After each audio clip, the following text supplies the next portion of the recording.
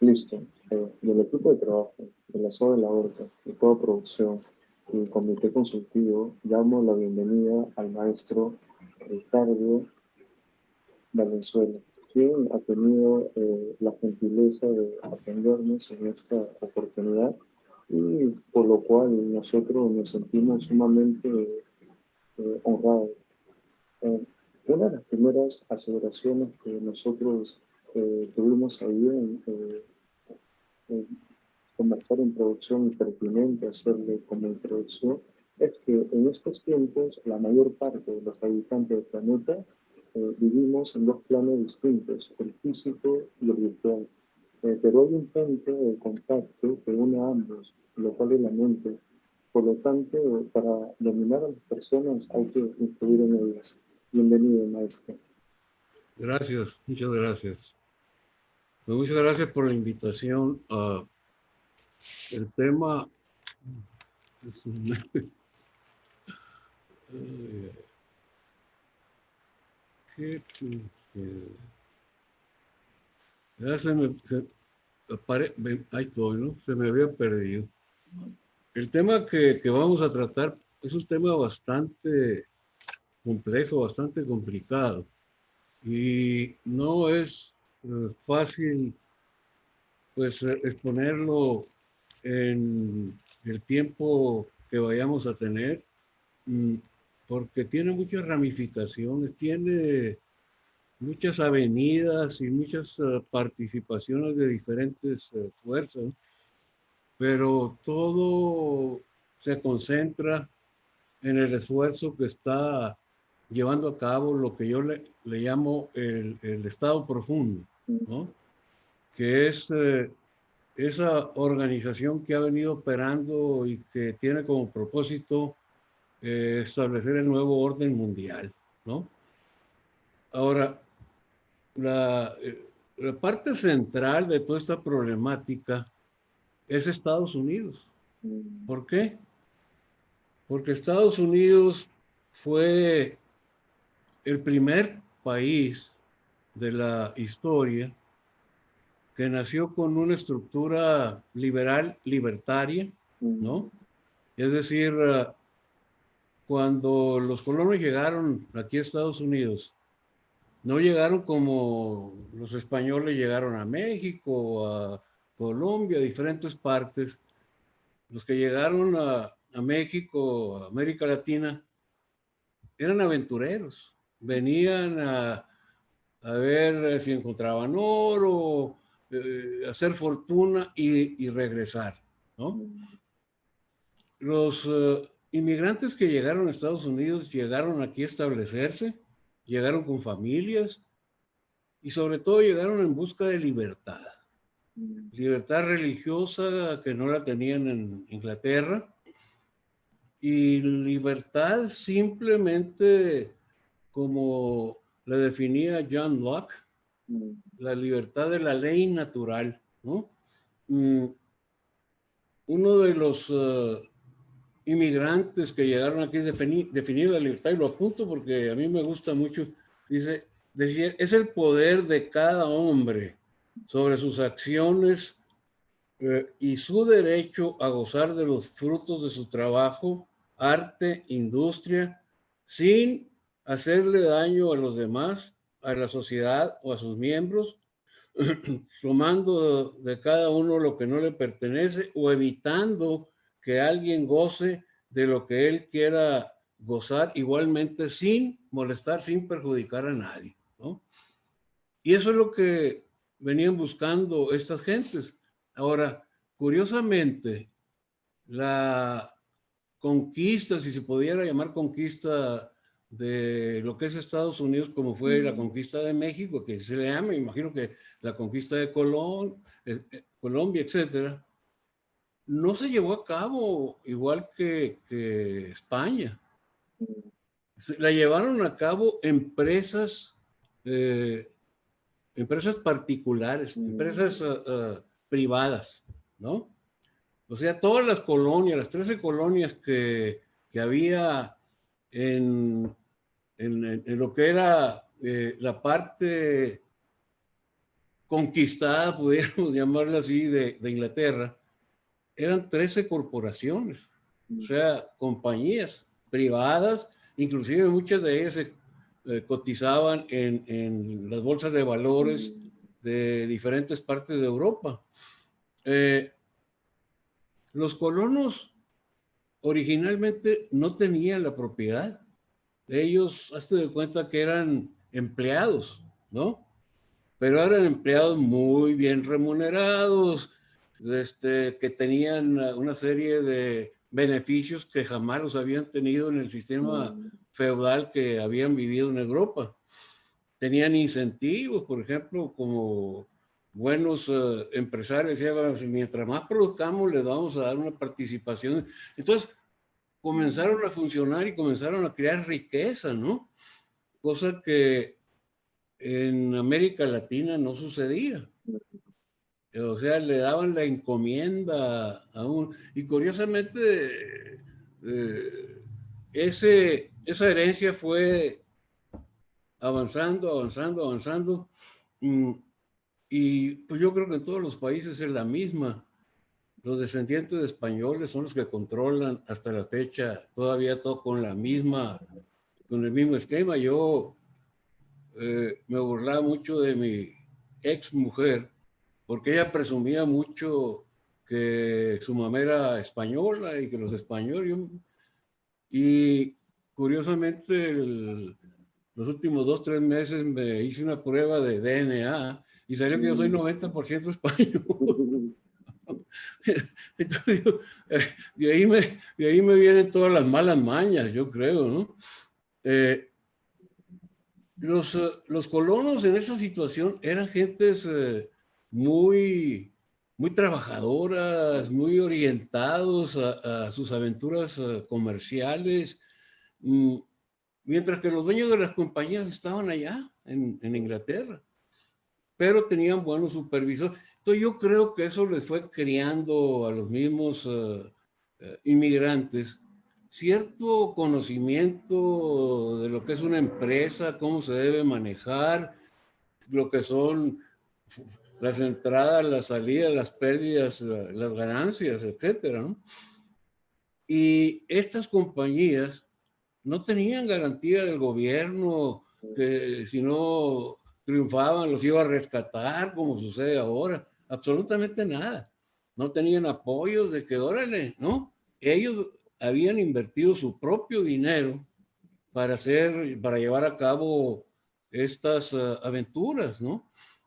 Entonces yo insisto que eso le dio al inmigrante que había llegado aquí a Estados Unidos un conocimiento básico de los negocios, de cómo se pueden establecer, etcétera, etcétera, ¿no? Pero al mismo tiempo los dejaron solos, ¿no? No como en México, en Colombia, en todas partes, que el gobierno de España trasplantó su estructura política con un virrey y todo su mercantilismo, como decía un escritor mexicano, Octavio Paz, decía, Estados Unidos fue colonizado por gente con diferente idioma, con diferentes actitudes, con diferente religión y sin absolutamente ninguna intervención de parte del gobierno de Inglaterra, mientras que en México fuimos conquistados por España, nos trasplantaron el mismo sistema político mercantilista, ¿no? Hablamos otro idioma y al pasar de los siglos vemos las diferencias, ¿no? Y como dijo también Simón Bolívar, en el hecho de muerte tuvo una frase muy, muy profunda. Dijo, yo comandé toda esta región de la Gran Colombia, que en aquella época era Colombia, Venezuela, no sé si Perú, ¿no? Y después de esos años, en mi lecho de muerte, siento que estuve arando en el mar, siento que estuve sembrando en la lluvia, y esta región yo pronostico que caerá en manos de todo tipo de tiranos, de todas razas y de todos colores. Pero ¿qué se puede esperar de una región que fue conquistada por una nación como España, que lo único que pudo mostrar fue su fiereza, su crueldad y su opresión? Yo el mejor consejo que les puedo dar a mis coterráneos es que migren a ese nuevo país en el norte, que es un país donde hay grande libertad y habrá grandes oportunidades. Entonces eso nos define cómo se fueron manejando las dos regiones, ¿no? Las corporaciones que eran las dueñas siguieron siendo dueñas hasta que fue la guerra de independencia, ¿no? Con la guerra de independencia, legalmente, no estilo Pancho Villa, no, legalmente se fueron deshaciendo las compañías de sus activos y se fueron traspasando a los que los habían trabajado, pero no como regalo. O sea, ellos firmaban deudas con los dueños que prácticamente les estaban vendiendo. O sea, no fue... Y todo eso para mí es educación, ¿no? La primera colonia, bueno, con la que abarcaba todo, después eran 13, fue la colonia de Virginia. Creo que hasta la fecha todavía funciona y opera. En 1606 ya se empezaron a dividir, que Pensilvania, todas las que ya se establecieron después como estado, ¿no? Y ellos comenzaron a elegir asambleas, ¿no? A su propio gobierno, cosa que nosotros nunca hicimos, ¿no? Y curiosamente, a los que progresaban, que hacían más fortuna, sería porque trabajaban más, porque el insulto que les daban fue llamarlos burgueses, ¿no? Y de ahí viene la palabra burgués. O sea, cuando un socialista quiere insultar, le dice burgués, que era una señal de haber triunfado, ¿no? Entonces, de repente se encontraron independientes en una gran región, una gran zona libre, yo le llamo, ¿no? Establecieron la misma ley de Inglaterra, la Common Law, ¿no? Y se modelaron de acuerdo a las corporaciones que los habían formado. Hubo inclusive un intento de una de las colonias de manejarse socialistamente, ¿no? Dijo el jefe de la colonia, bueno, no estamos produciendo lo que deberíamos. ¿Qué les parece si todos producimos y todos nos repartimos igual? Y así, sin ganas, aceptaron, pero pues luego salía el peine, como dicen en mi país. Había unos que trabajaban mucho, había otros que no trabajaban tanto, había otros que no trabajaban, y a la hora de repartición como que igual. Entonces duró un año y se desbarató ya, otra vez, cada quien con, su, con sus mulas tiene que arar, ¿no? Esa gran zona de libre comercio, de libertad, de prensa, libertad de expresión, etcétera, etcétera, que se formara como una república, porque ellos no querían saber absolutamente nada de las monarquías, no querían saber absolutamente nada de iglesias ricas, echándole a la que controlaba toda América Latina, no querían ejércitos beligerantes, poderosos. Ellos formaron una república comercial.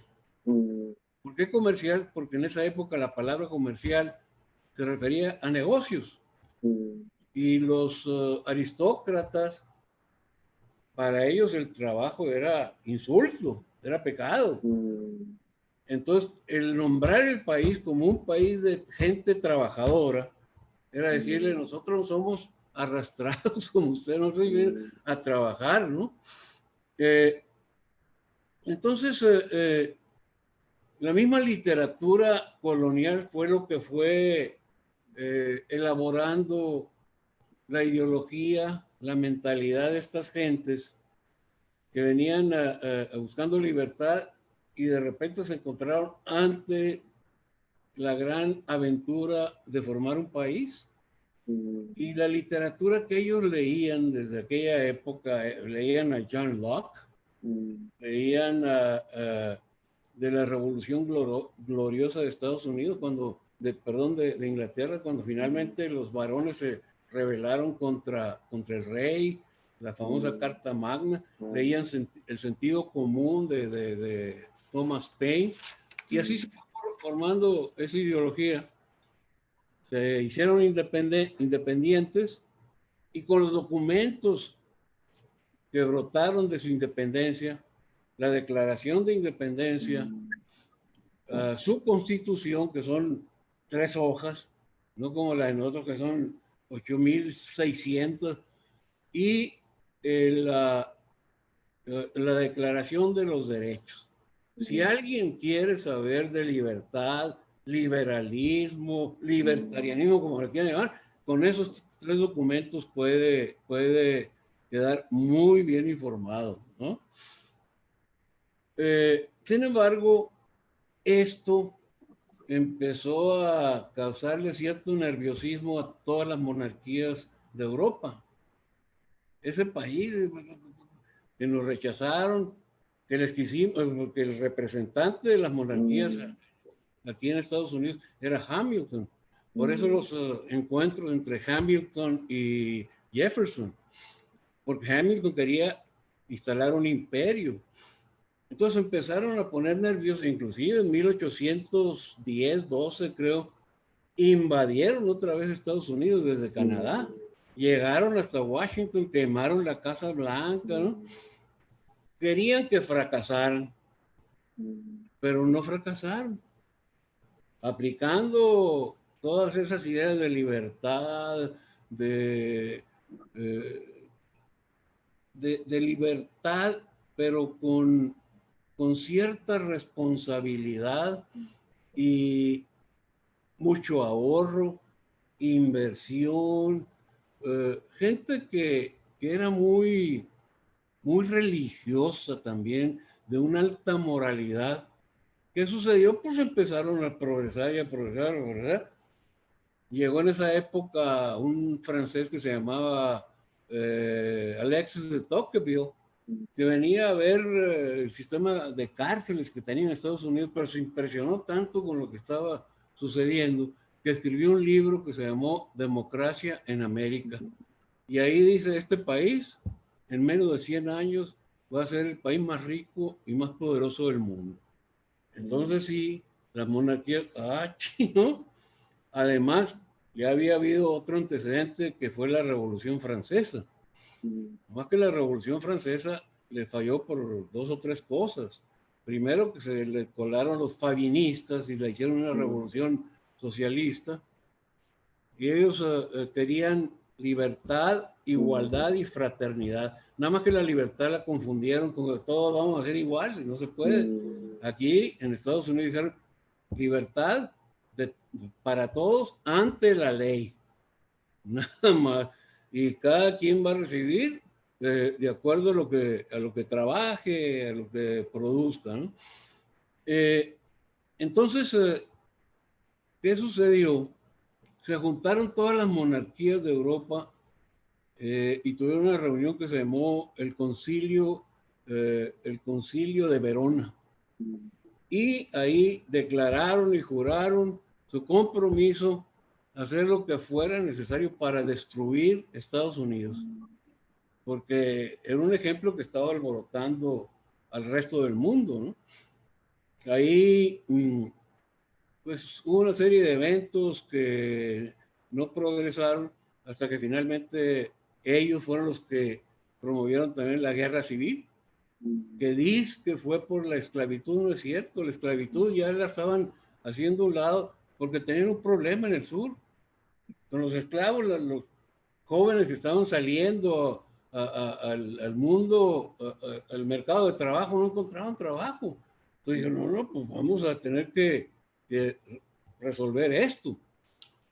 Pero el problema básico fue que ya el norte industrial se había contaminado con gente que estaba llegando de otros países socialistoides, ¿no? Y Lincoln para mí fue el Santana de Estados Unidos, el que quiso centralizar todo el gobierno en su persona. Fue un tipo, es muy triste, pero la historia siempre la escriben los vencedores. Y a Lincoln fue un tipo tirano, injusto, ¿no? Y ganó la guerra del norte y ahí fue la primera gran toma de lo que luego sería el Estado Profundo. Al sur lo destruyeron con saña, tardó muchísimos años en recuperarse y surgió una gran animosidad, odio, diría yo, y hizo Ku Klux Klan y todo eso, ¿no? Pero el país, después de la guerra civil, había quedado tan destrozado y tan endeudado que no tenían dinero. Y esto es algo que muy poca gente sabe. Solamente los que se han metido a hacer una investigación. ¿Qué hicieron? Un grupo de congresistas americanos decidieron vender el Distrito de Columbia. O sea, donde está el gobierno federal de los Estados Unidos. Lo vendieron. Y lo compró una empresa, una corporación que se llamó United States of America Corporation. Entonces, hasta la fecha, el Distrito de Columbia no es parte de Estados Unidos. Y la gente no lo sabe. Y todo lo que opera dentro del Distrito de Columbia es ilegal. Es ilegal el Fondo de la Reserva Federal. Es ilegal la tesorería. ¿No? ¿Qué sucedió?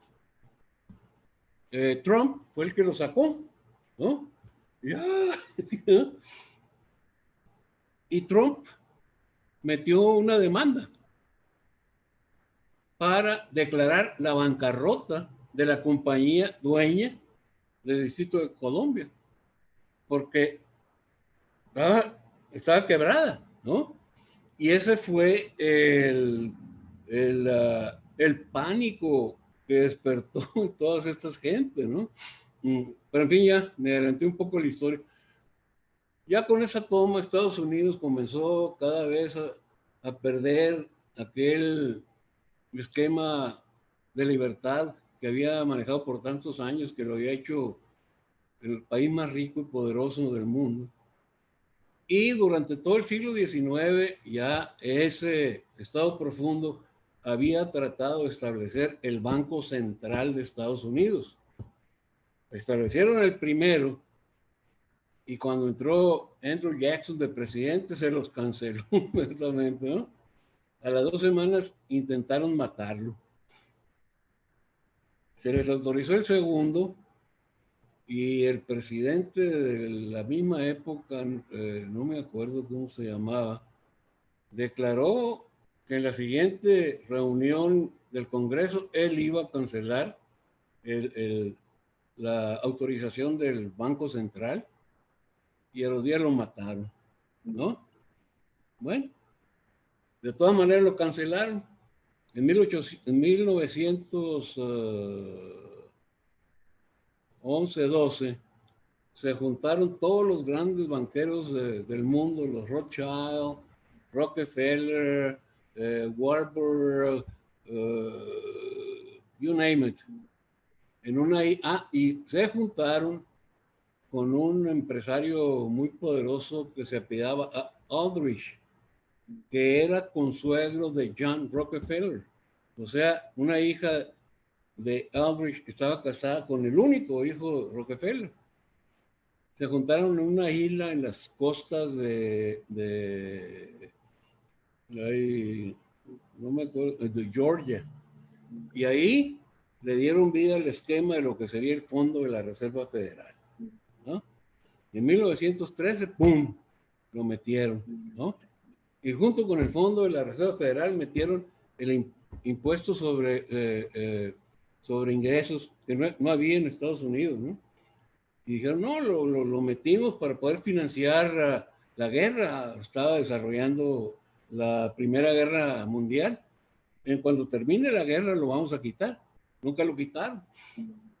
Entonces el Fondo de la Reserva Federal ni es fondo, ni es federal, ni es de los Estados Unidos. Los dueños son 12 bancos extranjeros, encabezados por los Rothschild, que fueron los que financiaron la compra del Distrito de Columbia, junto con el Vaticano, ¿no? Formaron el Fondo de la Reserva Federal y formaron el mejor negocio del mundo. Cuando Estados Unidos necesita dinero, ¿sí?, el Fondo de la Reserva Federal emite pagarés, notas, ¿no? Y con esos pagarés lo lleva a la tesorería y con la garantía de esos pagarés que no tienen ninguna garantía, imprime el papel, el dinero. Entonces dicen por ahí, estos hijos de tal judíos del Fondo de la Reserva Federal nos imponen su dinero sin garantía y todavía les pagamos intereses, ¿no? Porque le están pagando intereses al Fondo de la Reserva Federal. Entonces, eso fue un golpe muy fuerte, que siempre ha habido quien está tratando de ver la manera de cómo resolverlo, ¿no? Se empezaron a juntar alrededor de ese esquema, de todas esas ideas, pues gentes, los oligarcas del mundo, ¿no? ¿Y qué sucedió? La Primera Guerra Mundial la perdió Alemania, destrozada completamente. Me metieron pagar reparaciones de guerra que eran imposibles. La gente está muriendo de hambre. Y en eso sale Hitler. Y dicen, no, no vamos a pagar nada. Y es más, nos quitaron gran parte de nuestros territorios. Yo quiero que nos los regresen, ¿no? Lejos de lo que la gente piensa, los que metieron a Hitler como chancellor fueron los oligarcas de Alemania, los dueños de Mercedes-Benz y BMW, y los oligarcas de Estados Unidos, entre ellos el papá y abuelo de los Bush, Prescott Bush, estaba metidísimo con Hitler, Henry Ford. Yo siempre preguntaba, ¿cómo es posible que un país como Alemania, que estaba destrozado completamente, y en medio de la Gran Depresión, de repente experimentar un boom económico, pero un boom económico que le permitió armarse, ¿no? Y preguntaba además en una reunión a la que antes asistía, antes de que me corrieran por ser apoyador de Trump, una reunión que se hacen aquí en mi estado, en un lugar muy bonito que se llama Álamo, siempre lleva una muchacha alemana. Yo le preguntaba porque ella es económica y me da cuenta como que no quería responderme, ¿no? Pero ya tengo toda la respuesta. Fue el dinero que le metieron los oligarcas, inclusive el banco más grande de Alemania, el Deutsche Bank. Millones y millones y millones. Y Hitler no inició como el demonio que todo el mundo ha pintado. Hitler, ya que le empezó a entrar el dinero y hizo sociedades, o sea, con los oligarcas, en lugar de, no era socialista, ni su partido era socialista. Un partido socialista los hubiera expropiado. Él no los expropió, se asoció con ellos, les dio a ganar mucho dinero y ellos lo apoyaron con todo, ¿no? Ya con esa fuerza, Hitler dijo, bueno, ahora quiero que me regresen lo que me robaron, lo que me quitaron, ¿no? Parte se le habían dado a Polonia, parte no sé qué. Entonces, el primero que quiero que me regrese mi territorio es Polonia. Y Polonia, no, que no te lo vamos a regresar. Bueno, aténganse las consecuencias.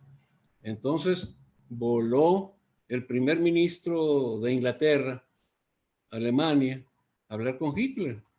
Y le dijo, oye, que me devuelvan, yo no quiero guerra con ellos ni con nadie, que me devuelvan lo que me quitaron y no hay problema, se acabó. Entonces, el primer ministro Chamberlain le dijo, yo te garantizo, o sea, Inglaterra te garantiza que te van a regresar esos territorios y si no, con la garantía, nosotros la puedes hacer efectiva, ¿no? Bueno, se quedó tranquilo, llegó la fecha, mis territorios, y los polacos dijeron, no, agarren Chamberlain, la garantía, no, pues no la podemos dar. Ah, no, y boom, invade Polonia, ¿no? O sea, no fue nomás porque me caen gordos los polacos y quiero, no, él tenía un motivo. Invadió Polonia y Francia, Inglaterra cometieron la gran estupidez de declararle la guerra, porque ellos no estaban preparados. O sea, Hitler no quería pleito ni con Francia, mucho menos con Inglaterra. ¿Y qué sucedió? En una semana se tenía a los franceses corriendo por todos lados, ¿no? Entonces, esa es la verdadera historia que no se cuenta. En todo ese periodo, por X, Y o Z, los alemanes hicieron unos descubrimientos tecnológicos que todo el mundo se quedaba con la boca abierta. Cuando terminó la guerra, ellos ya tenían proyectiles teledirigidos, ya estaban tirándolos ¿cómo se llama? A Inglaterra, ya tenían aviones de propulsión a chorro, o sea, Estados Unidos tardó otros 20 años para tenerlos, ya tenían helicópteros, que todavía no los habían probado, tenían platillos voladores, que volaban. Una cosa que sucedió, aparentemente, es una de las explicaciones que a mí me dan, que a Hitler se le botó la cadena y empezó a sentirse conquistador del mundo. Todos los mismos que lo habían apoyado, vas para afuera, ¿no? Le quitaron el apoyo. Pobrecito, se suicidó. No se suicidó. Todos los altos jerarcas nazis, todos sus principales científicos, todos sus principales descubrimientos, se los llevaron a la Antártica. Ahí tenían años construyendo una ciudad subterránea y ahí están todavía. Y para cerrar bien el círculo, a los otros científicos que habían dejado en Alemania los mandaron a Estados Unidos. ¿Y qué hicieron? penetrar todas las organizaciones militares de inteligencia, ¿cómo se llama? El famoso complejo militar industrial. O sea, puros alemanes, puros nazis. El Estado Profundo dijo, oye, esa receta de Hitler está bien. Fíjate, nos apropiamos de toda la riqueza, la compartimos. No, no tenemos que andar haciendo elecciones, qué flojera. Tanto que cuesta, ¿no? La gente tan tonta. Y es el esquema que el Estado Profundo adoptó para establecer lo que ahora quieren establecer, que es el nuevo orden mundial. Ahora, cuando terminó la Segunda Guerra Mundial, aprovecharon y ahí inmediatamente formaron los siguientes caballitos de batalla de ellos: el Fondo Monetario Internacional, el Banco Mundial y lo que fue la mamá de lo que es ahora la Organización Mundial de Comercio. Entonces ya con esos tres elementos ya controlaban todo el sistema financiero mundial. Siguieron operando así y ellos necesitaban otro tipo de ramificaciones, ¿no? Se formó primero el famoso grupo Bilderberg, que el que lo formó, el príncipe, el príncipe de Holanda, no era ni holandés, más que se casó con la heredera a la corona de Holanda. Él era alemán y había sido miembro de la Gestapo. Él fundó el famoso Bilderberg. Después aquí en Estados Unidos, Rockefeller formaron lo que le llaman el Council of Foreign Relations, que es el apoyo al nuevo orden mundial.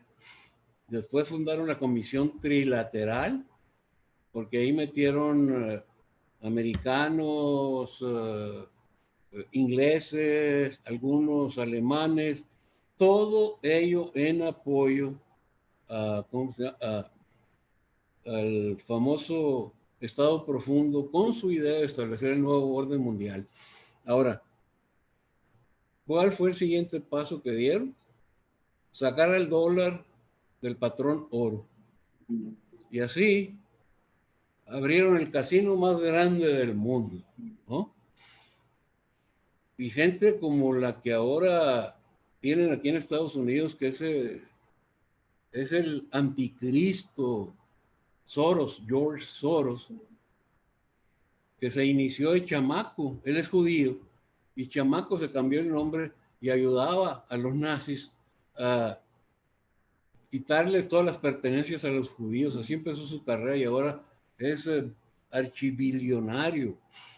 Y ellos están aquí en Estados Unidos y han estado tratando de avanzar. Los primeros presidentes, no que fueran de su grupo, pero que manejaron el país, pues muy parecido a lo que es lo ideal para ellos. Bueno, fue Roosevelt, que fue el presidente socialista y todo el mundo lo considera el gran héroe, ¿no? Después de Roosevelt, hubo moderados como fue Truman, como fue Eisenhower, y luego entró Kennedy, que era el último demócrata con ideas liberales, libertarias.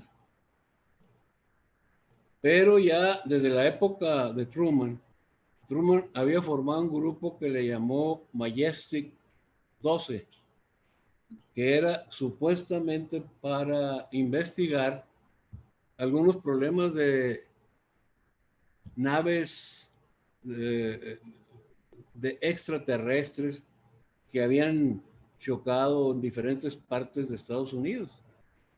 Y la élite de científicos militares y comenzaron ellos a moverse, pero al rato empezaron a meterse en otras cosas, ¿no? Y al final de la administración Truman les quitó el presupuesto. Dijo, no, no se puede. ¿Y qué hicieron? No, pues vamos a seguir. ¿Y de dónde vamos a sacar? Ah, se pusieron de acuerdo y en sociedad con un petrolero tejano que fue político después muy eh, exitoso, que tenía plataformas petroleras en el Golfo de México para traer la cocaína de Colombia y tu país. Llegaban a las plataformas de esta gente y después en los barcos donde llevaban el petróleo. Entonces se adueñaron del mercado de las drogas que hasta la fecha es de ellos, ¿no? Ahí nació el verdadero estado profundo. Empezaron ellos a meterse profundamente en todo el complejo militar industrial. Entonces ellos eran los que promovían las guerras. La guerra es bien... Bueno, a Kennedy en septiembre de 1962 firmó una orden ejecutiva prácticamente para desaparecer el Fondo de la Reserva Federal, dándole autoridad a la tesorería de Estados Unidos para que emitiera certificados garantizados con plata, ¿no? Y luego anunció que no iba a mandar tropas a Vietnam. Los dos golpes tremendos para el Estado profundo. En noviembre lo asesinaron, ¿no? Entonces, ahí siguieron tomando más fuerza. Cuando entró, bueno, los que siguieron, Nixon fue un protegido del Estado profundo. O sea, no hay diferencia, sean demócratas, republicanos, todos van en el mismo carruaje, ¿no? Reagan fue el que medio detuvo eso. Ellos decidieron que el siguiente presidente iba a ser Bush, el papá, y como no jaló con ellos en algunas cosas, un lado, y metieron a Clinton. Entonces, desde que entró Clinton hasta Obama, fue el reinado del Estado profundo, fue donde se hicieron de todos los negocios del complejo militar industrial. Tienen una región en el estado de Nevada que le llaman la zona 51, que tienen un subterráneo ahí de no sé cuántas millas cuadradas y ahí operan como les da su gana. Dicen que tienen un fondo para manejar todo lo que manejan de trillones de dólares, producto del mejor negocio que tienen, que es el Fondo de la Reserva Federal, las drogas. Y algo que yo descubrí y que para mí fue dramático. Yo siempre pensé que el gobierno de Estados Unidos era ok, o sea, era, pues, comparado con los gobiernos de nuestros países, pues estaba bien, ¿no? Y esto me ha llevado a darme cuenta que es un gobierno más corrupto que el de toda América Latina junta. Eh, Hay una señora que estuvo trabajando en diferentes agencias del gobierno a muy alto nivel y que se dio cuenta de muchas cosas y ella salió y la han perseguido, la han querido matar y ella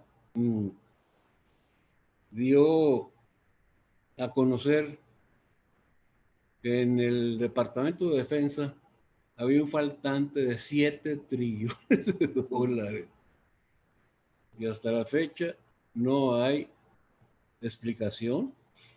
Cuando Hillary Clinton era secretaria de Estado, se perdieron 6 billones de dólares. Tampoco hay absolutamente ninguna respuesta a eso. O sea, han estado manoteando dinero. Hay gente mucho más enterada que yo que dice que ya se robaron los dineros de los fondos de pensión. O sea, es una cosa muy grave lo que está sucediendo. Y la gente, no, hombre, si no está tan mal. Y sobre todo, no sé, allá en los países de ustedes, pero en México el héroe de los mexicanos es Biden. ¿Cómo es posible? ¿Cómo es posible? Eh, entonces, cuando metieron a Obama, que en México también es el héroe Obama, no tienen idea del avance que llevó a cabo Obama para la socialización, casi instalar el comunismo en Estados Unidos. Todos los esquemas del Partido Democrático los cambió y metió puro marxista, jueces marxistas, aprovechando el problema de las hipotecas, metió interventores en todos los bancos del país. Era la fase final del programa de ellos para que Hillary Clinton ya fuera el tiro de gracia, ¿no? ¿Qué sucedió?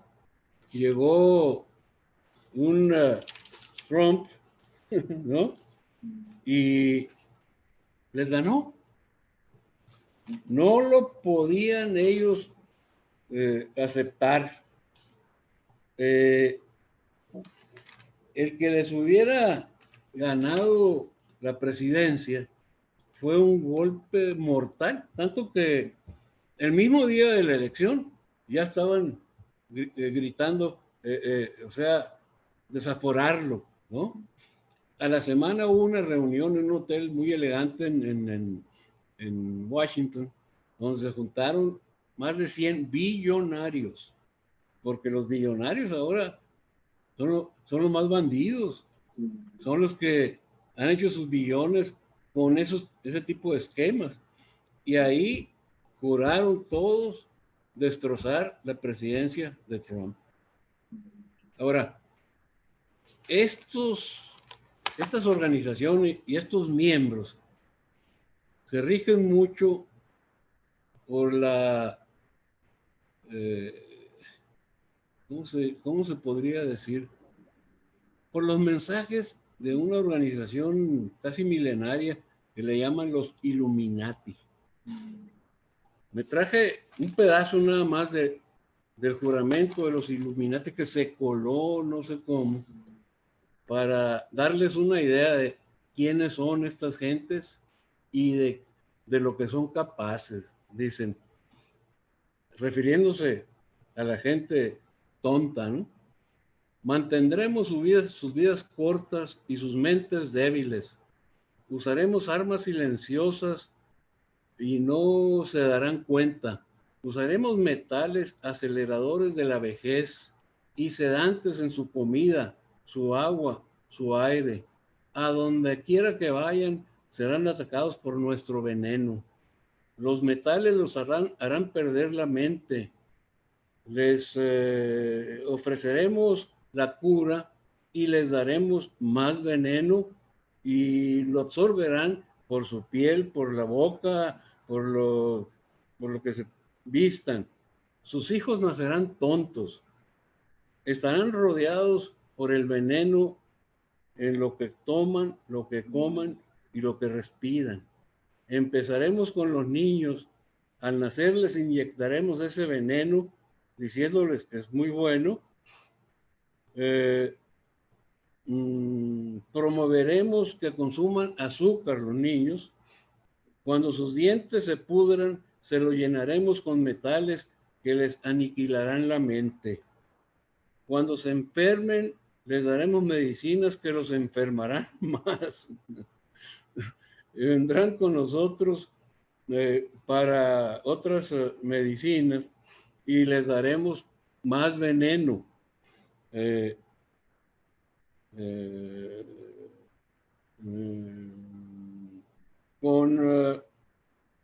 Con todo esto crecerán deprimidos, se harán lentos y obesos. Así deberán permanecer débiles y dóciles ante nuestro poder. Les estableceremos sus gobiernos y también sus opositores. Trabajarán para nosotros sin darse cuenta y nosotros acumularemos riqueza sin imaginar que ellos son los que la están produciendo. Cuando entre ellos brille una luz, la extinguiremos de inmediato, definiendo a su portador como un loco, o si es necesario, lo asesinaremos. Haremos que contagien de odio que los cegará ante la verdad.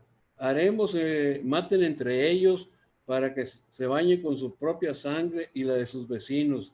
Así continuaremos progresando y ganando dinero con sus guerras y con sus muertos. Continuaremos para que siempre vivan con el miedo y el odio hasta que se odien ellos mismos. Ellos nunca deberán saber lo que hacemos ni conocer nuestros secretos, porque si lo llegan a saber, no tendremos hacia dónde correr, pues nos cazarán por todo el mundo. Este compromiso deberá regir para siempre, hasta el final de nuestras vidas, y será sellado con nuestra sangre. Eso es lo que practican estas gentes. Y alguien que me oiga, pues va a estar loco. Está loco. Pero Edgar Hoover, que era el director del FBI por muchos años, decía él que las conspiraciones se ocultan precisamente, que son tan impactantes que todo el mundo no puede ser. No es cierto. Es el mejor disfraz para ese tipo de información. Y un actor, tú estás muy joven, pero no sé si alguien lo conoció, que se llamaba John Gavin, un actor muy famoso en Hollywood. La mamá de él era paisana mía ahí del Estado, y después hasta parientes salimos porque somos descendientes de un español que llegó al sur de Sonora. Y yo me hice muy amigo de él, y más amigo cuando fue embajador de México, de Estados Unidos en México. Hablaba el español perfecto él. Y la última vez que lo vi, me dijo, me he dado cuenta que te interesa mucho, pues, toda esa información que permanece oculta, que muy poca gente la tiene. No, pues sí. Y me dice, cuando escuches que algo es una conspiración, métete más profundamente a analizar. Entonces todo el mundo puede pensar que está loco, ¿no? Pero no estoy loco. Es algo que está sucediendo, y el famoso reseteo es simplemente reconfirmar todos los compromisos que han hecho, que es simplemente el establecer un gobierno mundial, a tomar control no solo de las drogas ilícitas, de todas las drogas medicinales, incluyendo sus fabricantes, promover la eutanasia, es lo que le llaman eugenics, porque ellos dicen que hay gente que no, ¿para qué vive? Pues, o sea, los viejos que ya no hacen nada, nomás consume, pues de una vez que se vayan, o los tontos, ¿no? O sea, eso lo quieren establecer ellos, ¿no? Educación socialista mundial, ¿no? Y aquí ya la tienen en Estados Unidos. La psicología del control público, que es algo que están, bueno, acaban de afirmar que hicieron un descubrimiento de una tecnología que puede penetrar el pensamiento de la gente. O sea que a través de esa tecnología se pueden dar cuenta de qué es lo que estás pensando, ¿no? Y obviamente seguirte o el famoso dinero, dinero que quieren implementar, o sea, hacer un lado billetes, papel, y el dinero, no sé cómo le llaman, no tiene nada de dinero. Todo es para estar checando qué hace la gente, qué no hace, qué habla, qué piensa, para llegar a un punto en que vivir en la otrora Unión Soviética había sido un paraíso, y para allá vamos. La propaganda que están utilizando es una propaganda que el ministro de Hitler, Goebbels, que era el ministro de propaganda, se hubiera quedado chiquito. O sea, a donde vayas te están mandando los mensajes. Y ya para cerrar, vi un pensamiento que me gustó mucho, que se refiere a todo esto que dice: el mundo en que vivimos, la nación, su gente, no es el mismo en el que nosotros nacimos. Las formas ahí están, están intactas, las mismas casas, las mismas tiendas, las mismas oficinas, los mismos trabajos, cines, días festivos, pero el espíritu que nadie nota, porque cometimos el gran error de identificarnos con esas formas, pero ha cambiado y ahora el mundo en que vivimos es un mundo de odio y de miedo. Y quienes odian y tienen miedo, ellos ni siquiera se darán cuenta, porque ya es algo, ¿no?, normal, natural.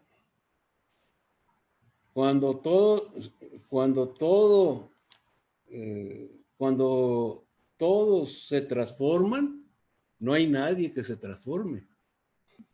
Se darán cuenta de repente que todo lo que aparece no fue la realidad sobre la que ellos nacieron y fueron educados al principio. Ves que te darás cuenta de que lo que hiciste y lo que no hiciste, y eso era todo lo que se requería por ello, que no hicieras nada. Así es que esa es mi despedida y mi cierre. Estamos viviendo tiempos muy, muy difíciles. Maestro, su persona nos lo permite, hay algunas preguntas que le podríamos hacer, ¿te parece? ¿Y cómo no? ¿Usted considera que somos más dóciles que en el siglo XX? O sea, formados, conectados. Eh, yo creo que, mira, yo me refiero mucho a Estados Unidos porque aquí he vivido ya por algunos años. Y yo veo muchachos que van saliendo de las universidades, no dóciles, pero completamente convencidos de Estados Unidos es el peor país del mundo, lo odian Estados Unidos. Y por otro lado, y se demostró con la elección que se robaron, porque fue un fraude. Y ese es mi gran esperanza. Hubo casi 70 millones de gentes que votaron por Trump. Yo a Trump lo conozco desde hace 30 años. En una ocasión que vino aquí a Tucson, el que lo andaba atendiendo era un amigo mío, que por cierto tuvo un final muy feo, lo mandó matar a la esposa. Gary Triano se llamaba. Y un día me habla a mí y me dice, oye, te quiero invitar a una cena que voy a en mi casa para Donald Trump. No, es sangrón, Trump. Me caía gordo a mí. Y no, hombre, que mira, que vamos a hacer 5 nada más. Y me siguió insistiendo. Y pues, es muy sangrón y muy, más se las echa. Y no me acordé de una entrevista que le hicieron a un pelotero que se llamaba Reggie Jackson. ¿No te acuerdas tú de él? Era tremendo pelotero, ¿no? Y un día lo estaban entrevistando y le preguntaron, oye, ¿tú crees que José Canseco, que era otro pelotero cubano que estaba entrando, es sangrón? Y dice el Ray Jackson, bueno, si mides 1,93 y tienes un físico que parece artista de cine y pegas 45 jonrones y empujas 150 carreras y te roban no sé cuántas bases, deberías de ser sangrón. Entonces, ya, pues, sí, voy a ir. Y fui. Nombre completamente diferente. Es un tipo sencillo, muy inteligente, muy, muy interesado en diferente. A mí me interrogó de México hasta que se cansó. Y en esa época yo pasaba mucho tiempo en Nueva York porque yo tenía un negocio de investment banking. Y en 2, 3 ocasiones que le hablé, inmediatamente vente. Y en una ocasión me invitó a una conferencia que iba a dar él y donde habló de la necesidad de bajar los impuestos aquí en Estados Unidos. Y yo puedo decir, y conozco a muchos, mucha gente, que es el único archibillonario que yo he conocido que tenga ese propósito profundo de hacer algo bueno por su país antes que ganarse otro $1 billón. Y cuando lo digo, pues está loco esto, ¿no? Así es. Pero, ¿qué ha sucedido? Esa maquinaria de propaganda, porque el Estado profundo controla el 99% de televisión, radio, periódico, lo echaron contra él. Y a mí me corrieron de una organización que cada año nos juntábamos, economistas de todos los Chicago Boys iban a esa reunión, Pedro Aspe, que fue secretario de Hacienda de México, me corrieron porque estaba apoyando a Donald Trump. Y yo les preguntaba, a ver, ¿por qué lo odian tanto? A ver, primero, o sea, no, que es muy barbaján. Churchill era muy barbaján también. Churchill se desayunaba con champaña y, ¿cómo se llama? Jugo de naranja con vodka. Luego comía con vino y después de la comida se echaba como 4 o 5 coñacs. y cenaba con quién sabe qué y otra, y salía hasta las chanclas y llegaba y insultaba a madrear, pero fue el gran líder de Inglaterra. O sea, ¿para qué quieres un muy educadito así que no sepa nada, pues? Y este hombre lo que dijo lo cumplió. Pero ellos sí se dieron cuenta que este sí podía. Porque mira, yo vi documentos, o sea, no me los platicaron, vi documentos de un juez en Italia donde juramentaba ante él, sellada, que habían utilizado los satélites militares de Italia para meterle votos a Biden. Vi una entrevista que luego la desaparecieron y no sé si desaparecieron el que estaba dando la entrevista también.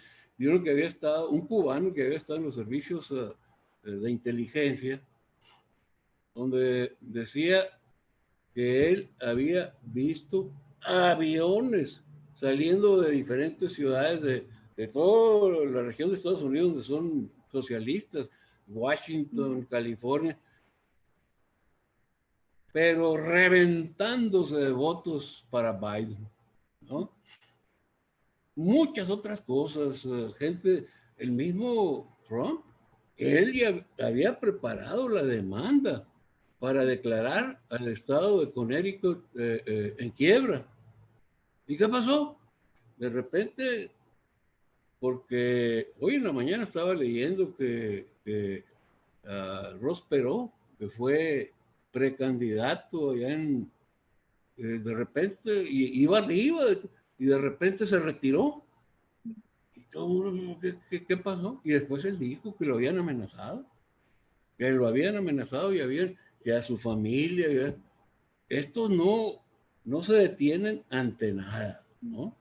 Ahora, dóciles, yo creo que hay un segmento dócil, que es el segmento que vive del welfare y ¿cómo se llama? El estado de bienestar, ¿eh? Pero yo creo que ese segmento, desgraciadamente, es mucho más grande en nuestros países. Por ejemplo, en México, no sé qué porcentaje de la gente que trabaja con el gobierno. Una vez también tuve la oportunidad de conocer a Buchanan, que ganó el premio Nobel con la teoría ¿cómo se llama? Es una teoría que demuestra claramente, porque los burócratas, los políticos siempre dicen, nosotros trabajamos por el bien de la comunidad, por el bien de la nación, y mal, trabaja por el de él. Y mientras más poder tienen, mientras más empleados tienen, más. En México me dijo, se puede correr a un 70% de los burócratas y no pasa nada. Y yo creo que en todos los países del mundo, esos son, como decía Porfirio Díaz que fue dictador de México, fue 40 años, ¿no? Y cuando pues no lo tumbaron porque empezó un conato de revolución, dijo él, yo no quiero que los mexicanos derramen su sangre por mí, yo me voy. Y dio una entrevista donde dijo que los mexicanos eran clásicos, que les gustaba siempre llegar tarde a su trabajo, que querían ser empleados públicos porque ahí no tenían absolutamente ninguna responsabilidad. O sea, en las organizaciones del gobierno pues no tienen estado de pérdidas y ganancias y cosas por el estilo, ¿no? Y todavía cuando se subió al barco ahí en Veracruz que iba a Europa, dijo el que había promovido ese chispazo de la revolución Madero, Francisco Madero, dijo Porfirio Díaz, no sabe Panchito Madero el tigre que acaba de despertar. Y sí, se fue. Y al rato mataron a Madero, y siguió, y al rato mataron a Villa, y mataron a Obregón, y mataron a Zapata. O sea, duró 20 años la revolución, el tigre que destapó Madero, ¿no? Entonces, para mí, los dóciles son esos burócratas que están ahí, lo que se le ofrezca, jefe. Porque mira, yo a todo el mundo le digo, yo soy vaquero, porque sí soy. O sea, yo fui vaquero desde que nací. Me crié en el rancho con mi abuelo, que era un ganadero muy, muy grande en México. Y aquí en Estados Unidos tengo mucha comunicación, conexión con los vaqueros modernos, porque ya todos tienen Facebook, ¿no? Y tengo miles y miles y miles de vaqueros y vaqueras, ¿eh? Porque también aquí es un deporte que practican mucho las muchachas. Y todos, antes de las elecciones, todos en sus eh, hojas de Facebook, todos tenían eh, Trump 2000, 2020. Todos. Nunca vi uno que dijera Biden, ¿no? Hasta la fecha lo tienen todavía. Y yo de repente les echo un poquito de chispa. Usted diga, jefe, y nos levantamos en armas, ¿no? O sea, esa gente, son 70, casi 70 millones que votaron por Trump.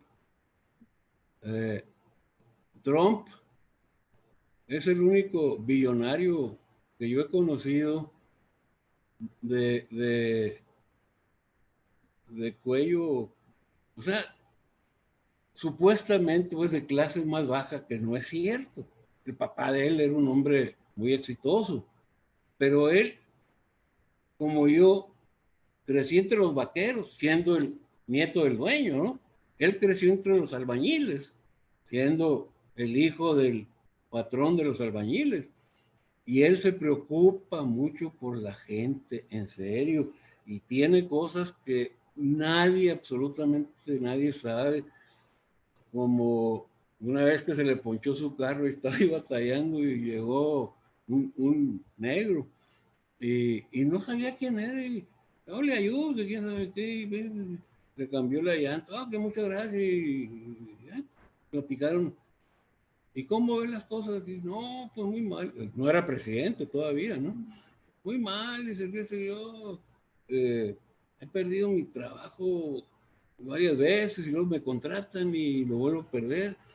Tenemos unos cuantos pagos vencidos de la casa, que quién sabe qué. Ah, ok, pues muchas gracias. Y bueno, el día siguiente dice que estaba en su casa y llegó un camión con una tonelada de flores para su esposa. Ah, porque le dijo, mañana cumplimos años, no sé qué. Y unos papeles donde decía que la hipoteca de su casa estaba pagada. Y lo que debían de sus carros, todo el pasivo pagado. Pero ¿quién sabe de eso? No, porque Trump es el demonio. No, no. Pero pues ni modo. La gente tiene los gobiernos que merecen, dice. ¿Eh? Así Eh, que, para usted, la ausencia de la realidad de los jóvenes en la agenda política, incluso mediática, es un problema a corto plazo. pues mira, si te refieres a participación activa o te refieres a votar, pues ahí tocas temas muy especiales que yo manejo también de forma muy especial. Eh, Mi padre fue un hombre muy intelectual, estudió en Europa, era abogado, ¿eh? Y llegó a México y pues hizo varios intentos, y al final de cuentas terminó asociándose con sus hermanos, que eran empresarios.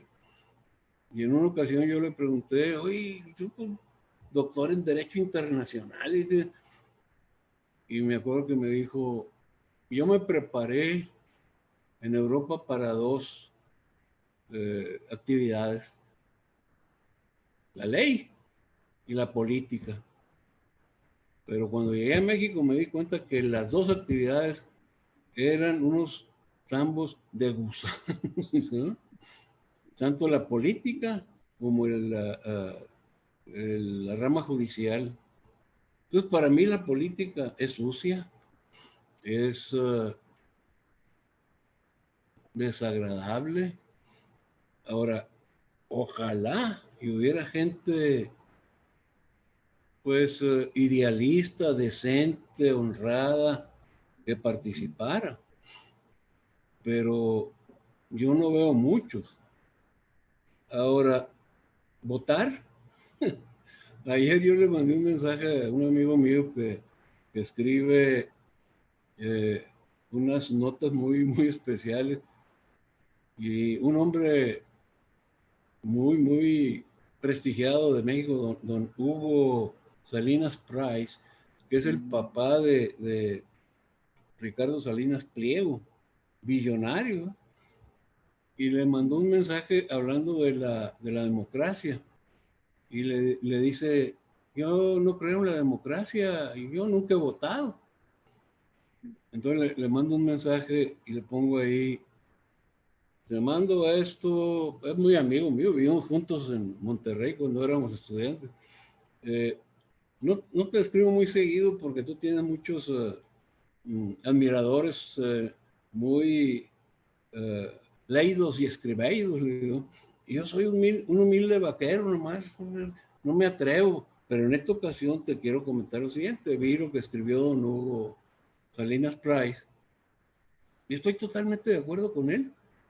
Acabo de leer un libro de un autor fulano donde él, no sé si inventó o es realidad, que hubo una conversación entre Platón y Aristóteles. Y los dos coincidían que la democracia es una estupidez. ¿Cómo vas a dejar los destinos de un país en manos de gente ignorante, ¿no? Y los dos definían un concepto que le llaman epistocracia, que es el mandato de los que tienen el conocimiento, ¿no? Pero pues no hay muchos tampoco que lo tengan, ¿no? Los padres fundadores de Estados Unidos eran enemigos de la democracia. Estados Unidos es república, no democracia, que es diferente.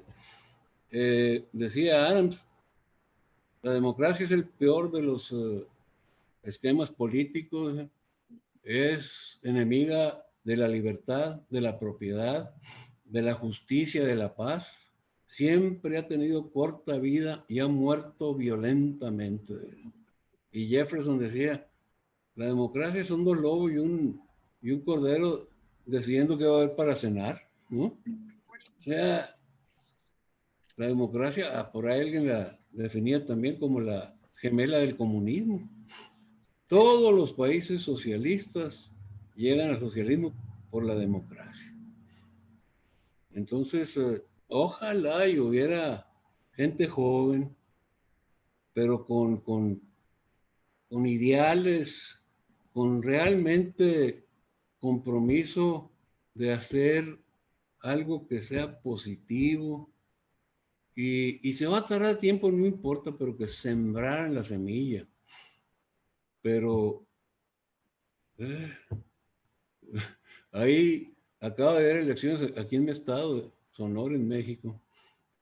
Y un muchacho muy bueno, hijo de un íntimo amigo de mi papá, muy decente, el chavalo, muy preparado, eh, estudió, es abogado y estudió en Europa después. Iba mucho a casa de mi papá porque le gustaba practicar francés con él.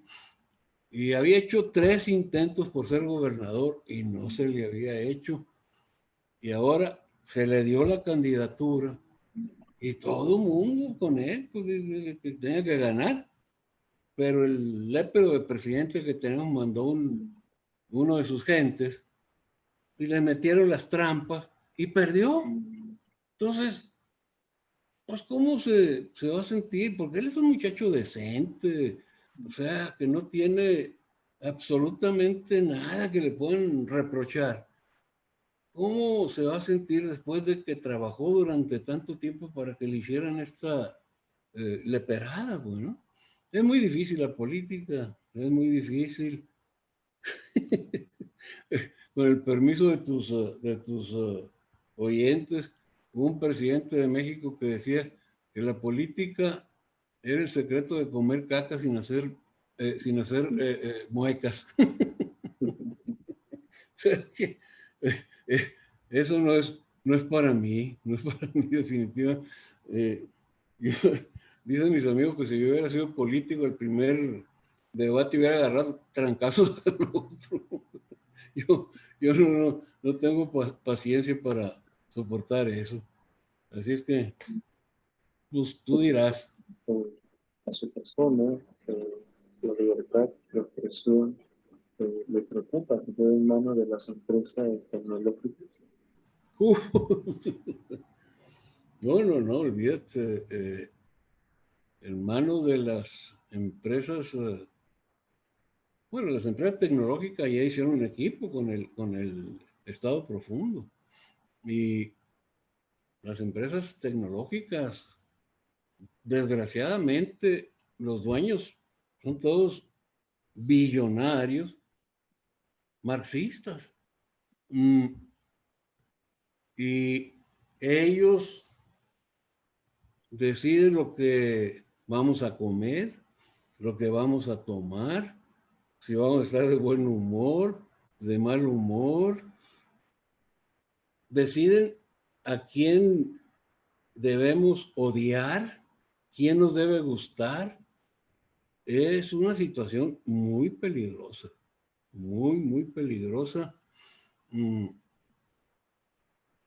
Habrá alguien que finalmente se atreva a hacer lo que hizo el primero de los Roosevelt, de Teddy Roosevelt, que era, por ejemplo, el papá, el patriarca de los Rockefeller, que tenía fama de que era gran empresario, sí, ¿no? Pero era un reverendo demonio. Al que se le ponía enfrente lo hacía papilla. Y él no se quedó contento con dominar todo el mercado de petróleo del mundo. Él lo dominaba. Comenzó a tratar, y en mucho lo logró, de dominar toda la educación en Estados Unidos. Comenzó a controlar los sindicatos de maestros. Entonces, cuando te sientes con tanto poder y que tienes el corazón corrupto, como decía Mises, no vas a dedicar ese dinero, no sé, para dar becas y que muchachos que no tienen recursos vayan a universidades, lo vas a utilizar para seguir dándole satisfacción a ese corazón corrupto, ¿no? ¿Y qué sucedió? Llegó Roosevelt y les desbarató a todos, bueno, entre comillas. Andrew Carnegie, que en aquella época le vendió sus negocios de acero a JP Morgan, en aquella época en $500 millones. ¿Cuánto es ahorita? No sé, ¿no? Él sí hizo muchas obras, hospitales, museos, etcétera. Bueno, el viejo Rockefeller se dedicaba, también trató de controlar todo el aspecto de salud de Estados Unidos. Fue muy peligroso ese tipo de poder en manos de gente así. Esos el dueño de Facebook, hasta cara de demonio tiene. Y el otro, el dueño de Twitter, se parece a Rasputín, aquel monje loco que controlaba a toda a la reina o condesa, no sé cómo se llama, de Rusia. Entonces, cuando el dinero se acumula en esas manos, es muy peligroso, ¿no? Pero, pues, ¿qué vamos a hacer? Hay una frase que parece lapidar toda esperanza, la cual es que no podemos escondernos en una escapatoria a la hipervigilancia. ¿Qué hacemos? Bueno, en primer lugar, rendirse nunca, ¿no? Mm, ah, pues es lo que leí ahorita. El mundo en que vivimos ahorita no es el mismo, porque poco a poco nos fuimos acostumbrando a, como el burro de la noria, pues, ¿no? Que da vueltas y vueltas y vueltas y vueltas, y lo sacan de eso y no saben ni caminar derecho. Entonces, nos fuimos acostumbrando a eso y no nos dimos cuenta que el mundo cambió radicalmente. Eh, Hay muchas formas que los jóvenes podrían mm, llevar a cabo y deberían de llevar a cabo.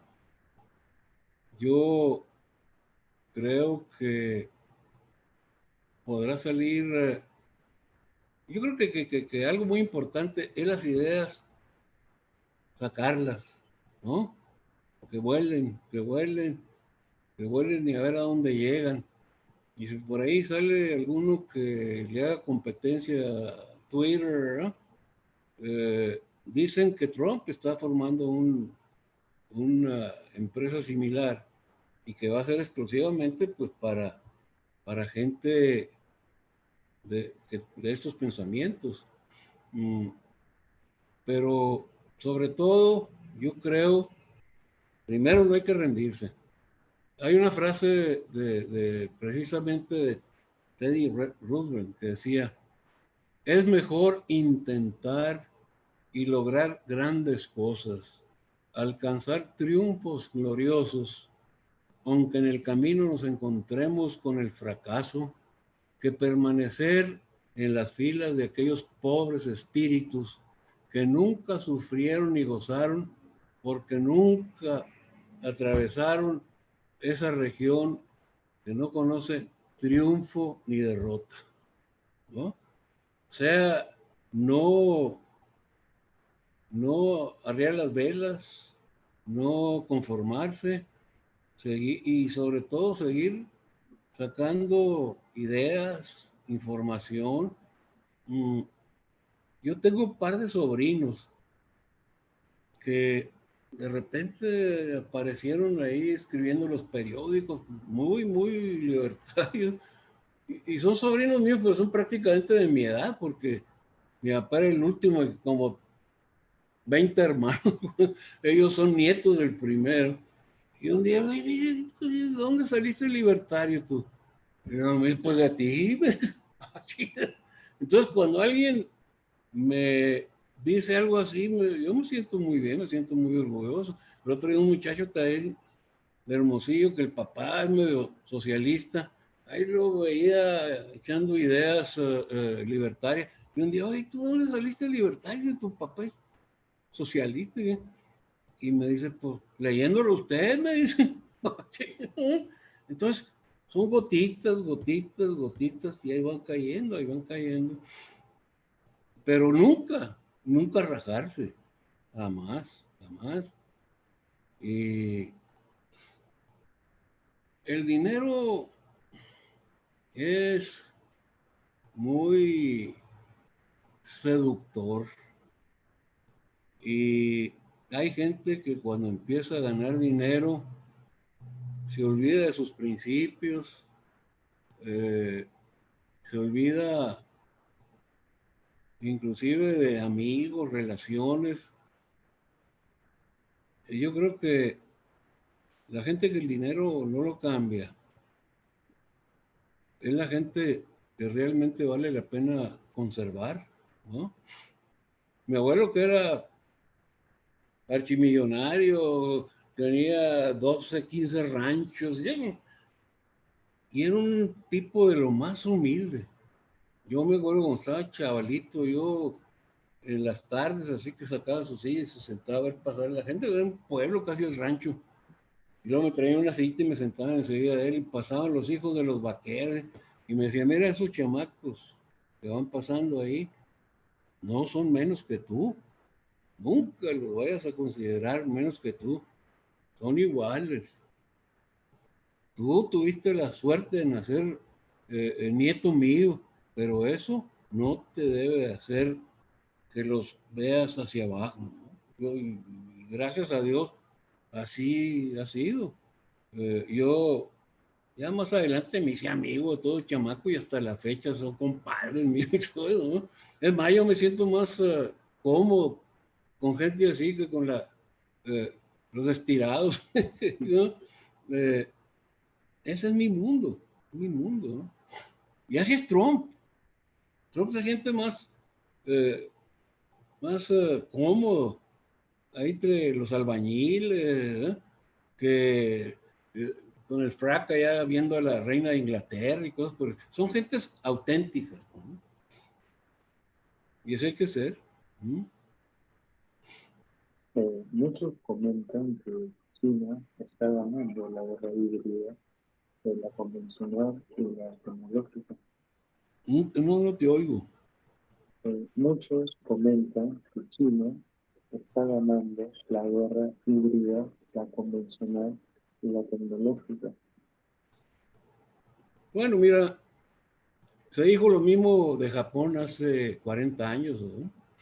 Eh, los japoneses llegaron aquí, empezaron a comprar, no todo compraban, ¿no?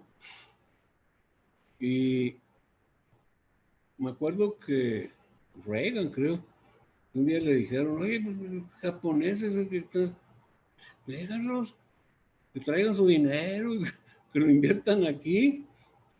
Pero yo sí te digo una cosa, el sistema de ellos no va a durar, ¿no? Y pues cuando fue por allá, principios de los 90, ¡pau! Y hasta la fecha no se pueden recuperar. Ahora, China ha sido muy exitoso robando por todos lados, ¿no? Pero hay algo que muy poca gente sabe. La deuda de China es casi 400% su Producto Interno Bruto. Entonces, ¿qué va a suceder? Porque finalmente tienes que pagar. Y ahora ese sistema tampoco puede resistir. Mm, La gente en China, sobre todo con la experiencia de la matazón aquella que hicieron, mm, yo creo que la única forma que China le gane la carrera a Estados Unidos es como la quieren hacer. Pues metieron el idiota ese de viejo alcanforado de Biden de presidente, pues es, órale China, éntrale. Es la única manera que sigan tratando de perjudicar a este país, porque aparentemente es una de sus aspiraciones a favor de China, pero pues ya veremos qué sucede. Yo no creo, yo creo que Trump va a regresar y va a regresar, pero con las pistolas recargadas y va a ser muy interesante. Y Estados Unidos todavía guarda mucho de sus principios fundamentales y esa es la gente que finalmente lo va a sacar adelante, ¿no? Queríamos abordar 1984, esa novela distópica de Orwell, que para nuestro criterio ya ha quedado muy desfasada, porque abarca verdades que la hemos superado con creces. Los sistemas de vigilancia, la autocensura y el silencio social es mucho más sofisticado.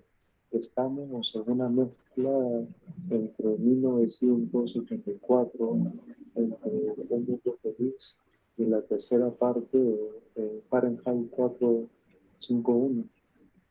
Bueno, definitivamente lo que ha estado sucediendo en Estados Unidos, por ejemplo, el famoso Patriot Act que, que implementaron en la época de Bush, fue establecer el 1984, ¿no? Entonces cada vez la sociedad está perdiendo más libertad, pero eh, sí, la situación es difícil, es grave, es complicada, pero yo siempre he sido optimista, yo siempre he sido optimista y yo veo, mm, yo no es que esté tan viejo, yo me casé muy joven, me casé a los 22 años y ya tengo nietos de 18, 19 años y yo los veo a ellos, pero vamos como dicen los cubanos, para adelante, ¿no? Y muy independientes, muy críticos del gobierno, muy independientes de, no nada más de su familia, independientes del mundo. Y esos chavalos son los que yo creo que definitivamente van a recuperar su país, ¿no? Eh, no los, a mí me da mucha risa cuando sacan memes que le dicen, que sacan una foto de los chamacos que iban desembarcando en Vietnam, que era mi generación, ¿no? Y a mí casi me llevaban. Y a los chamacos de 19, 20 años, ¿eh? Y luego ponen enseguida que andan por las calles ahí de San Francisco, casi vestidos de mujer, ¿no? Entonces, cambió de estos chamacos valientes, feroces, guerreros, a estos afeminados, pero tiene que volver a lo mismo, a lo original, pues, ¿no? Este es un país de guerreros, tanto que, pues, oye, pelearon contra el ejército más grande del mundo para lograr su independencia. Yo tengo mucha confianza que van a salir adelante. En el foro de Davos se comentaba de ese mundo feliz. Y una parte de que ellos ponían especial énfasis era en lo que denominaba la renta básica. En sí, Davos promovía de que todos dependamos del acceso a esa renta básica universal, como ellos llamaban, pero no me decía a cambio de qué. Entonces, cabe preguntarse, ¿qué ocurriría si combinamos esto con el sistema de crédito social que aplica China, con puntuaciones sobre el comportamiento de cada ciudadano? Pues es lo mismo, o sea, el sistema de crédito de China, que tienes un papel en la calle y te restan puntos y acusas a un vecino tuyo y te dan más. Es promover la formación de gente traidora y sobre todo en el aspecto de la renta básica, dependencia, ¿no? ¿A cambio de qué? A cambio de nada, nomás que ahí estén, acepten todo lo que va a seguir haciendo o quiere seguir haciendo este gobierno tirano. Para ellos es muy importante que la gente no haga nada, ¿no? Ellos le tienen mucho miedo los acelerados como Trump. Yo a veces digo, desgraciadamente yo no soy ciudadano americano por nacimiento, que si no, yo ahorita anduviera levantando un ejército de Pancho Villa. No es posible, pues, ¿no? Eh, entonces, le tienen mucho miedo. Por eso mataron a los dos Kennedy, por eso mataron ¿cómo se llama? El negro, aquel, bueno, un líder negro. Han matado a muchos políticos. Había un senador muy aguerrido, George, se apellidaba, misteriosamente se murió en un accidente de avión. Y así, o sea, los Clinton han matado. el, el, el que tenían, cuando llegaron los Clinton a la Casa Blanca, tenían un abogado, y creo que el abogado interno de la Casa Blanca, y dice que era un tipo muy decente, y que cuando empezó a ver todo el cochinero que estaban haciendo, pues un día lo encontraron en un parque suicidado, pero con dos balazos. O sea, yo conocí una muchacha que tuvo un problema con Clinton cuando era presidente, muy guapa. Y creo que era amiga ella de ellos, no sé qué.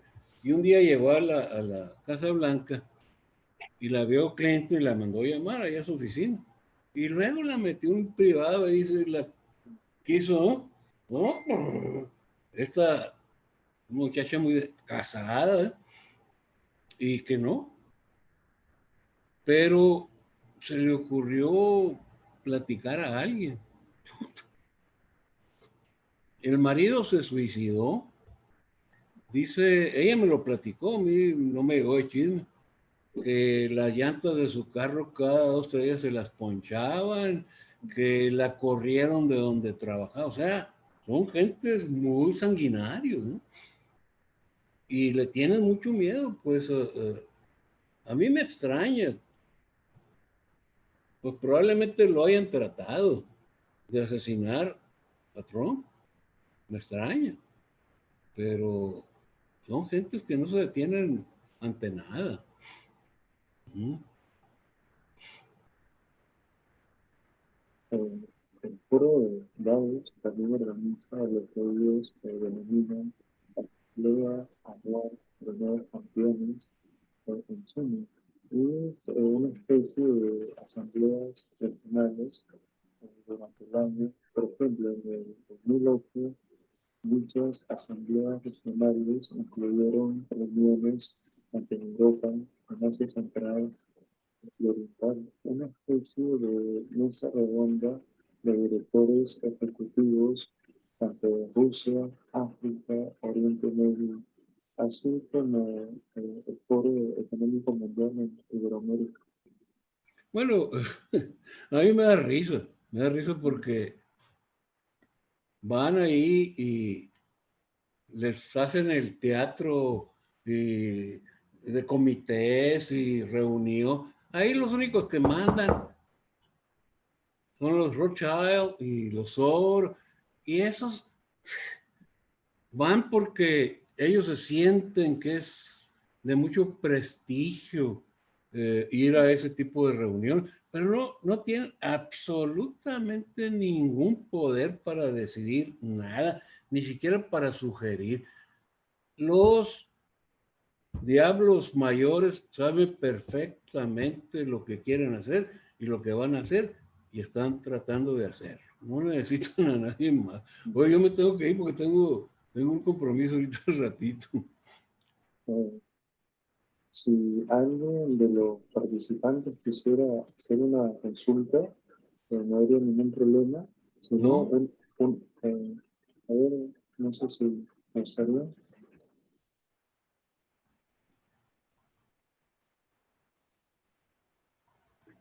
Si no es así, unas palabras finales que usted nos pudiera otorgar para significar. palabras finales, pues Y, simplemente, y ¿eh? discúlpeme, ¿en qué medios se le puede encontrar sus páginas, sus siguientes Me, producciones? me pueden encontrar en Facebook, ahí es el que más uso yo. Mm, Tengo dos o tres blogs, pero casi no los uso. Y sobre todo por email, tú tienes mi email, dáselos a quien se quiera comunicar conmigo y con mucho gusto establezco algún tipo de comunicación, seguro.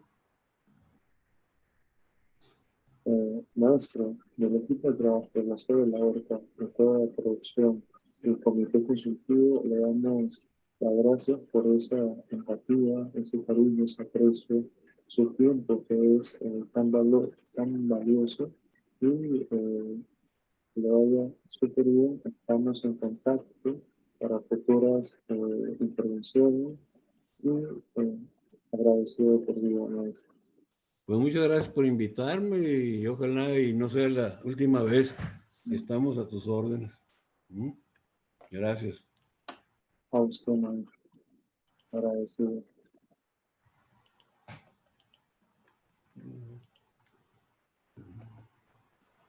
Mm, mm, mm.